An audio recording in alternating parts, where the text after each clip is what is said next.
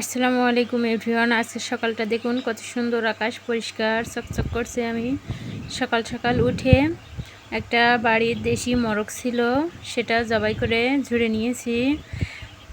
এখন এটা কুটে পরিষ্কার করে নেব। দেখুন আমি সুন্দর করে কুটে নিয়েছি। এর সাথে নারকেল দেব, সেই জন্য আমি দুটা নারকেল ভেঙে সুন্দর করে ফালি তুলে নিয়েছি। এগুলো ছোট ছোট করে কেটে আমি গোশের ভিতরে দেব।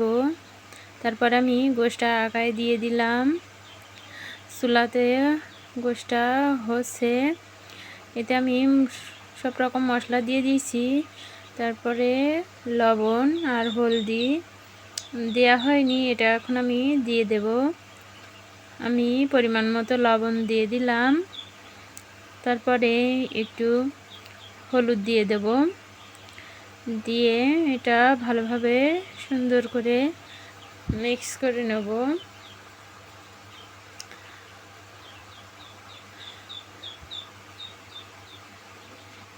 এতে গোশের কালারটা খুবই সুন্দর আসছে।